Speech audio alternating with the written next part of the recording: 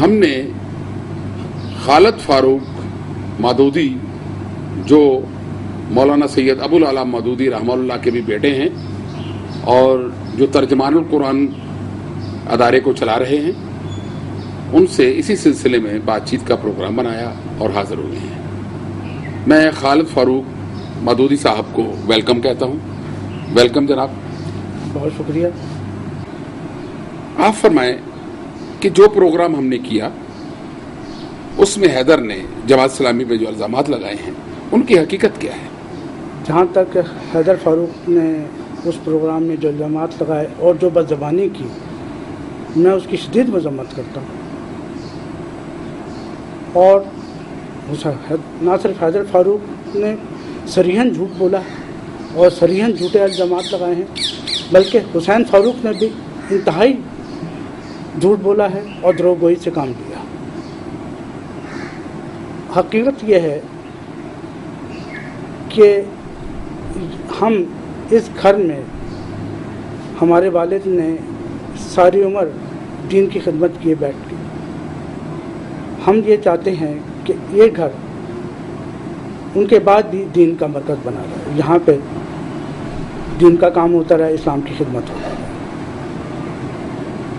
اس کے لیے ہماری والدہ نے حیدر فاروق کے خلاف کورٹ میں مقدمہ کیا، جس کا عنوان تھا محمودہ بیگم ورسز حیدر فاروق۔ یہ کیس میاں ثاقب نثار صاحب ایڈوکیٹ جو آج کل سپریم کورٹ کے جج ہیں، ان کے ذریعے سے کیا تھا۔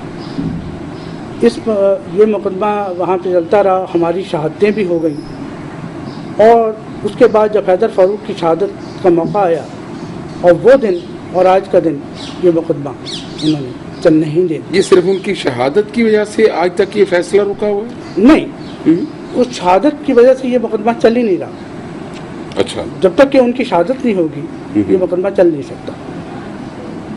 ہم نے اس کا حل یہ نکالا کہ ہم نے اپنا، والدہ نے بھی اپنا حصہ اور ہم نے بھی اپنا حصہ ٹرسٹ کے نام ہبہ کر دیا اور کیس وڈرا کر لیا۔ کیس وڈرا کر لیا۔ حیدر فاروق نے اس کے خلاف ہائی کورٹ میں اپیل کی، اور وہاں پہ چودھری اعتزاز احسن صاحب نے اپنا انفلوئنس استعمال کیا، جج پہ دباؤ ڈالا، اور میری موجودگی میں بغیر کسی آرگومنٹ کے ہائی کورٹ کے جج نے اس کیس کو دوبارہ ریوائیو کر دیا۔ حیدر فاروق کی انٹینشن یہ تھی کہ یہ اپنا حصہ کسی طرح ہبہ نہ کر سکے اور ٹرسٹ کے نام ٹرانسفر نہ کر سکے۔ اور حیدر صاحب جو ہیں اس ٹرسٹ کے یعنی کہ درمیان میں رکاوٹ کیوں بننا چاہتے تھے؟ کوئی ایسا کوئی پرابلم نظر آ رہا تھا جماعت کی طرف سے؟ نہیں، جماعت کی طرف سے کوئی پرابلم نہیں تھا۔ حیدر فاروق کا مسئلہ یہ ہے کہ حیدر فاروق کو ہمارے والد سے انتہائی بوس ہے۔ یہ شخص، یہ حضرت جب ہائی اسکول میں پڑھتے تھے تو انہوں نے ان کی غلط حرکتوں کی وجہ سے گھر سے نکال دیا تھا۔ یہ ہمارے جو چچا تھے ابو الخیر مودودی صاحب، ان کے پاس چلے گئے تھے، انہوں نے بعد میں ہمارے والد سے ان کو معافی دلوائی اور یہ واپس آ گئے، اور اس کے بعد دوبارہ ان کی غلط حرکتوں پر ان کو دوبارہ گھر سے نکال دیا گیا اور یہ ربے چلے گئے۔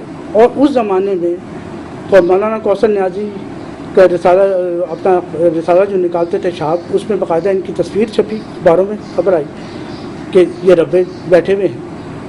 اس موقع پہ بھی ہماری والدہ نے ان کو معافی دلوائی اور یہ واپس آئے تھے، لیکن وہ اس کے بعد سے ہمارے والد نے ان کے ساتھ ہمیں ہر طرح کا تعلق ختم کر لیا تھا، اور کوئی قسم کا تعلق واسطہ نہیں تھا۔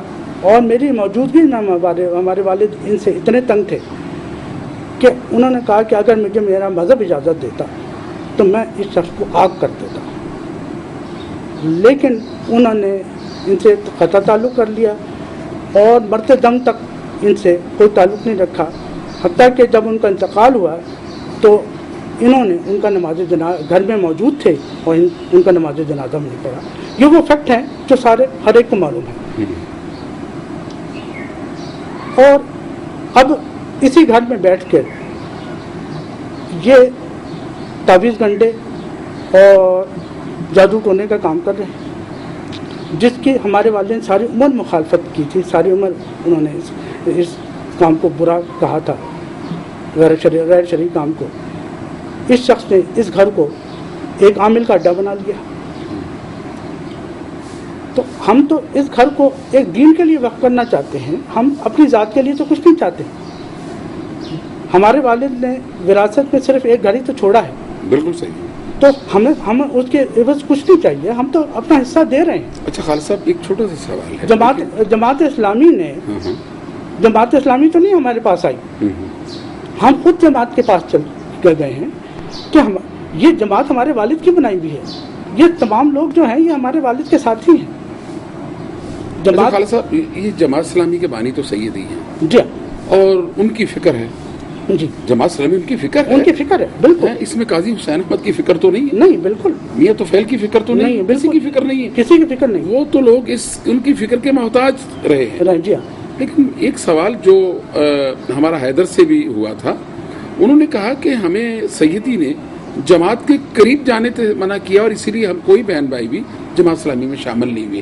یہ کیا فلسفہ ہے کہ کون سی بات؟ آپ لوگ کوئی بھی جماعت اسلامی میں شامل نہ ہو سکے؟ انتہائی جو ہے وہ غلط بیانی سے کام لیا انہوں نے. ایسی قطعاً کوئی بات نہیں ہے. انہوں نے کسی کو نہیں روکا کہ جماعت میں شامل نہ ہو.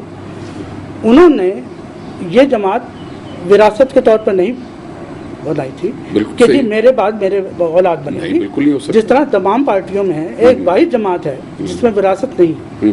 انہوں نے جماعت کے ارکان کا ایک معیار مقرر کیا تھا کہ جو اس معیار پہ پورا اترے گا اس کو جماعت میں لیں گے، جو اس معیار پہ پورا نہیں اترے گا اس کو جماعت میں نہیں لیں گے، خواہ میری اولاد ہی ہو.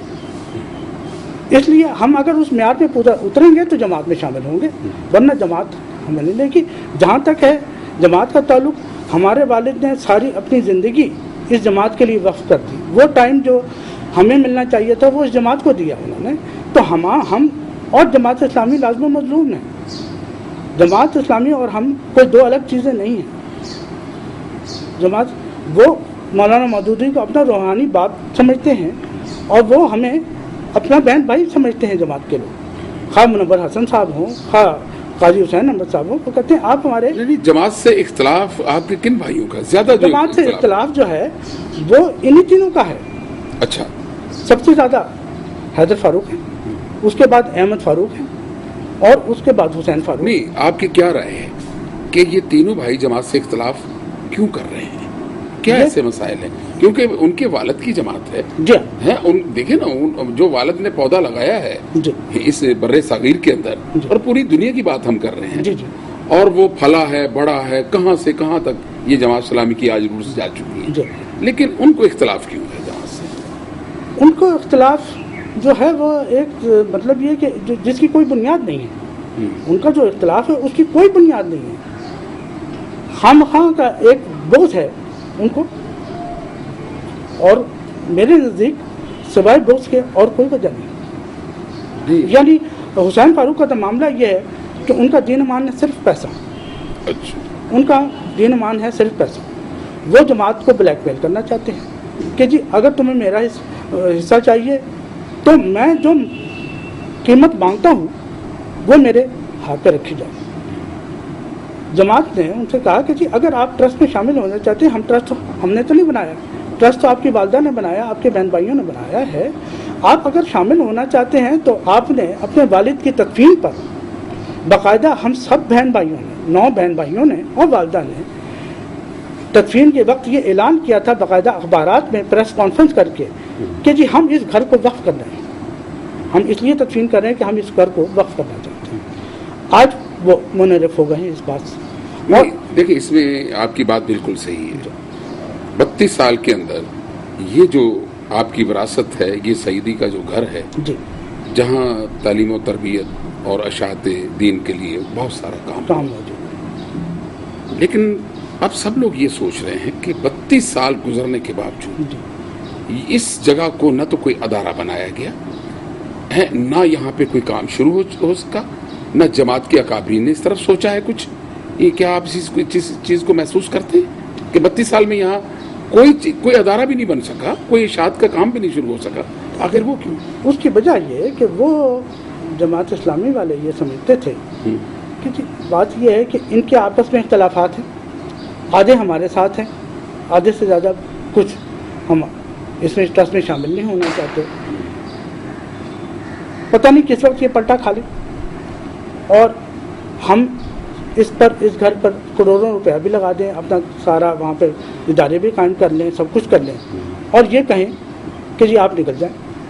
اور جماعت اسلامی کا یہ خدشہ 100% صحیح ثابت ہوا کہ آج سے 6 مہینے پہلے حسین فاروق اور احمد فاروق امریکہ سے آئے اور انہوں نے ہم بہن بھائیوں کو یہ غچہ دیا کہ جی اگر یہ جماعت اسلامی سے یہ گھر واپس لے لو تو ہم ٹرسٹ بناتے ہیں، ہم ٹرسٹ قائم کرتے ہیں. ہم نے کہا کہ ہو سکتا ہے یہ مخلص ہو، یہ جو کہہ رہے ہیں کرو، چلو ان کو ایک موقع تو دینا چاہیے، ایک موقع تو دے دیں. ہم نے جماعت اسلامی والوں سے کہا کہ آپ یہ گھر ہمارے حوالے کر دیں اور ہم یہاں پہ خود ٹرسٹ، یعنی آپ لوگوں نے درخواست امیر جماعت اسلامی سے کی کہ آپ ہمیں واپس دے دیں. منور صاحب ٹھیک ہے. 3 دن کے اندر جہاں پہ وہ 20 سال سے بیٹھے ہوئے تھے، 3 دن کے اندر وہ یہ گھر خالی کر کے چلے گئے. انہوں نے کوئی پس و پیش نہیں کی، باوجود اس کے کہ ان تینوں نے، احمد فاروق نے، حسین فاروق نے اور حیدر فاروق نے انتہائی بدسلوکی کی، انتہائی غنڈہ گردی کی ان کے ساتھ، جب تو وہ کہہ رہے ہیں کہ ہم جا رہے ہیں، اور انہوں نے ان کے ساتھ انتہائی زیادتی کی. اور یہ شور کرنا چاہتے تھے، انشور کرنا چاہتے تھے کہ جماعت اسلامی کے ساتھ اتنی کر دو کہ بعد میں یہ بہن بھائی اگر جا کے منصورے میں ہاتھ بھی جوڑیں تو جماعت اس گھر کے قریب نہ آئے. اس لیے انہوں نے یہ بدسلوکی کی اور یہ غنڈہ گردی کی ان کے ساتھ. اس کے جیسے ہی یہ گھر مل گیا، اگلے دن ہی انہوں نے اس گھر پہ قبضہ کر لیا، پورے گھر پہ، اور ہمارے ساتھ غنڈہ گردی شروع کر دی. میری بیوہ بہن جن کی کوئی اولاد بھی نہیں ہے، ان کو آ کے گالیاں دیتے تھے. ان کے پاس جو قرآن پڑھنے آتی تھی عورتیں، ان کو گالیاں دیتے تھے، ان کی بے عزتی کرتے تھے. جو لوگ فاتحہ پڑھنے آتے تھے ان کی بے عزتی کی گئی، ان کو دھکے دے کر اس گھر سے نکالا گیا. اور انہوں نے پورے گھر پہ قبضہ کر لیا اور انہوں نے کہا کہ کسی کا کوئی حق نہیں، کوئی ٹرسٹ نہیں، یہ ہمارا ہے. اس کے بعد جب یہ صورتحال دیکھی تو ہماری تو رات کی نیندیں حرام ہو گئی کہ اب ہمارے گھر، ہمارے ماں باپ کی قبر پہ کوئی فاتحہ بھی نہیں پڑھنے آتا. یہ یہاں پر ایک دن میں شام کو آیا ہوں تو مجھے پتا 3 صاحب سوات سے آئے ہوئے تھے اور وہ فاتحہ پڑھنا کے اندر آنا چاہتے تھے، اور انہوں نے گیٹ پہ دربان بٹھایا ہوا تھا. اس نے اندر آنے سے ان کو منع کر دیا کہ تم اندر نہیں آ سکتے. اور وہ ان بیچاروں کے آنکھوں میں آنسو تھے، اور وہ کہتے تھے ہم تو سوات سے چل کے آئے ہیں اسی کام کے لیے. اور وہ بیچارے اس حالت میں واپس چلے گئے. میں نے اس سے پوچھا دربان سے کہ تم نے کیوں منع کیا؟ انہوں نے کہا جی بیگم صاحبہ جو ہیں جناب والا کی مہارانی، وہ اس وقت تہلائی کر رہی تھی باہر. انہوں نے منع کر دیا کہ خبردار کوئی اندر نہ آنے پائے. دیکھیں ہمارا اس سے بڑی لوگ تو جا کے مسجدوں میں کہتے ہیں کہ وہ آؤ اور آ کے فاتحہ خوانی کرو، وہ پیسے دے کے لاتے ہیں، اور یہاں پہ لوگ خود چل کے آتے ہیں فاتحہ کرنے، اور ان کو دھکے دے دیے جائیں، ان کو کوئی فاتحہ بھی ہمارے ماں باپ اس کی قبر پر نہ پڑھ سکے. یہ تمام صورتحال تھی. ہم دوبارہ منور حسن صاحب کے پاس گئے اور ان سے درخواست. کون کون سے بھائی آپ کے گئے؟ ہم سب بھائی. اور سب کون سے؟ سب 3 بھائی، محمد فاروق، عمر فاروق جو سب سے بڑے بھائی ہیں، اور میں اور بہنیں، ہم تینوں بہنیں. ہم نے جا کے ان سے درخواست کی کہ آپ واپس آئیے اور اس گھر کو سنبھالیے. انہوں نے کہا دیکھیے بات یہ ہے کہ آپ کا یہ برا، آپ کا اس کا مسئلہ ہے، آپ بیٹھ کے طے کر لیں. دیکھیے ہم نے کہا کہ دیکھیے اگر ہم نے طے کر سکتے ہوتے تو آج اتنا 30 سال ہو گئے یہ طے نہیں ہو سکا. ہم اپنا حصہ سے دستبردار ہو رہے ہیں. ہم نے پہلے بھی اس کو خطا کیا تھا اور ہم اس اپنا حصے سے دستبردار ہو رہے ہیں، اور آپ خدا کے لیے اس گھر کو سنبھالیے، ان قبروں کو سنبھالیے. اور یہاں پر جو ہمارے والد نے جو کام کیا ہے ساری عمر، دین کی اشاعت کا، دین کی خدمت کی ہے، اس کے لیے اور آپ دیکھیں کہ اب باقاعدہ وہاں پہ انہوں نے باقاعدہ اس گھر کی رینوویشن شروع کر دی ہے، انہوں نے سب کچھ کر دیا ہے. اب انشاءاللہ جلدی یہاں پہ لائبریری قائم ہوگی، ہمارے والد کے نام سے ریفرنس لائبریری ہوگی.